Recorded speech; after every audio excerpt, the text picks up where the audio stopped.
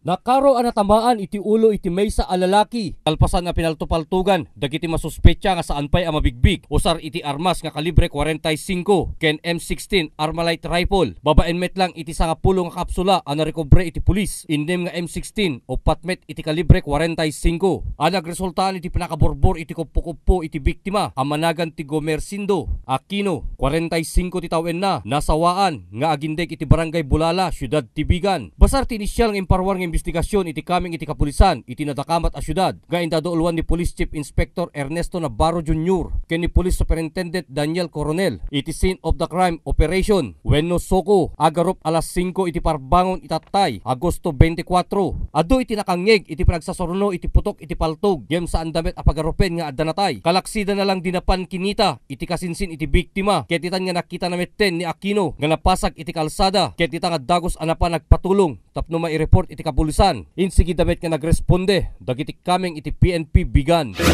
Nakita yung nga ko.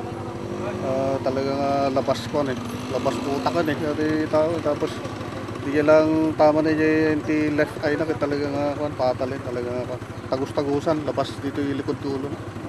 Narekobre pay dagiti kaming iti soko ken ti biktima nga ni Aquino. Iti naduma-duma nga identification card. Kwarta nga nagdyan iti wallet iti biktima. Boniti ken kutsilyo nga nagdyan iti sibet iti biktima. Pinasinggidan pa ni Police Superintendent Coronel adda posibilidad na nga injury dagiti suspect iti biktima. Iti nakapasamakan na.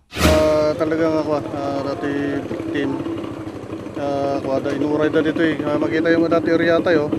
Talagang campus site dato di tayo alleged suspect tayo position na dito tapos natin biktima tayo dyan nga siguro pinantukan makita yung madigit ni nagkaiwara nga ako dito impression tayo tatay so probably inasigan na pa yung dati tao tayo natumban kada finishing touches yung magato. Eksklusibo met nga pinakipatpatang iti press corps ken ti asawa ti biktima. Awan iti na ibagbaga nga nakarkariri iti asawa na. Kalaksidan lang iti mamampansin na nga addamang sisiim. Kanya na iti rabi iti napalpalabas nga aldaw. Dami kay di ibagbaga na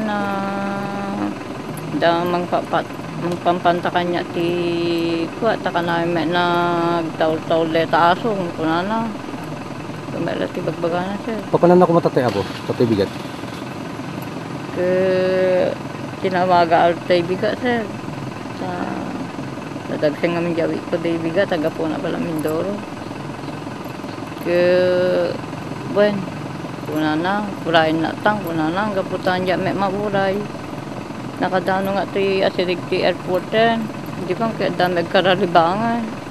Agtultuloy pa ilang iti nainget nga investigasyon iti kaming iti kapulisan iti Syudad Tibigan para iti natardaras apan nakasulbar iti pan nakapapati iti biktima nga ni Aquino ken napagamuan pa iti press corps nga saan pa nga nagbayag kapan nakaarestar ni Aquino iti sangsangwen na nga kaso nga frustrated homicide.